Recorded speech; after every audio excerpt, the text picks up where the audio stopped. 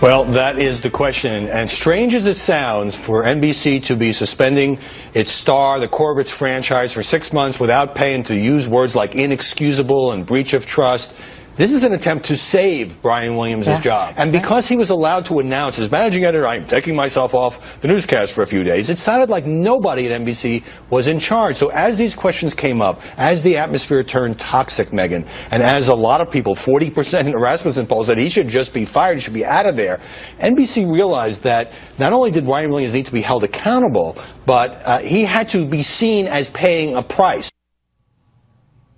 All right, folks. Joining us now is Charles Hurt, columnist for the Washington Times. Hello, Charles.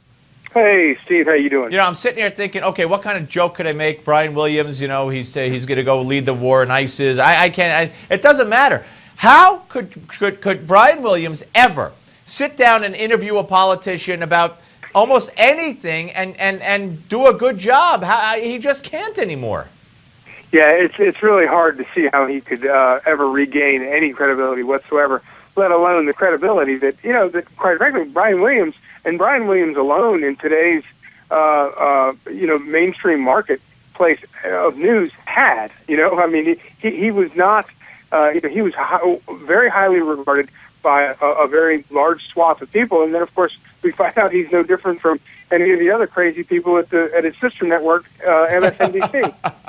But the thing that really sort of amazes me about all of it is, the degree to which, once the first thing came out, everything else just began spilling out, and it became clear that it was not just one prevarication.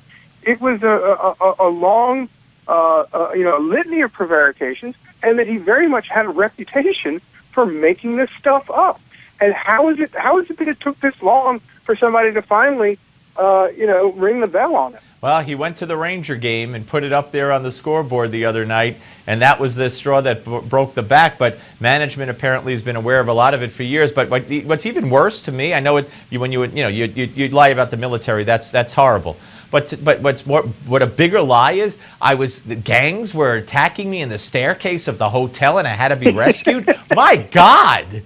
No, that's where your family does an intervention and takes you to the hootie to get you either dried out or looked at seriously because you're imagining things.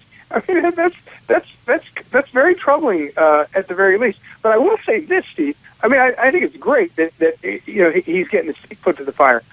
But when are the jackals in the media going to hold any of these Democratic politicians to the same standards of honesty? We've had all of these things. The only reason this is shocking is because it was a trusted news source. Yeah. But my goodness, all of these politicians that have been caught in lies so similar to this, in the case of Hillary Clinton, but will the media start holding them accountable for these things? Well, there's delusions of grandeur. That's going to be very interesting about her sniper story. She's going to have to announce within the next 6 months if she announces, and so it's going to be out there in fair game whether or not Williams ever comes back. So let's see who does bring it up. I want to get to your great column today about the big bad IRS getting warm and fuzzy with illegal aliens. This is insanity. Total insanity, and the thing, and I really do think, obviously it came out on a Thursday, and I guess it was in some Friday papers, but I think even so a lot of people sort of didn't hear about this, where basically our IRS has determined, since there's such nice and understanding and warm and fuzzy people, and when you or I or any tax-paying American gets pinched by the IRS, they're so understanding. But in this case, they have determined that because they don't want to make any sort of errors of over-prosecution with illegal aliens, they have agreed to allow illegal aliens to claim tax credits going back 3 years, just to be on the safe side, so that they don't get into a bad situation of over-prosecuting them. My goodness, where is this IRS when an actual legal American who is legally working here makes an honest error on a tax return. But it's I honestly believe, Steve, that the one reason stories like this have such a hard time sort of breaking. We got 20 seconds. Go ahead. Yeah, go ahead. I think the reason is because it's so unbelievable, Yeah. and people hear it and they just say, "There's no way that can be true," but it is. Well, I know, and everybody, you want to get the details on this, it's all at WashingtonTimes.com. Charles Hurt, big bad IRS gets warm and fuzzy for illegal aliens. Always great, Charles. Thank you, sir. Thank you, Steve. All right, folks. Up next, Sean Spicer of the RNC.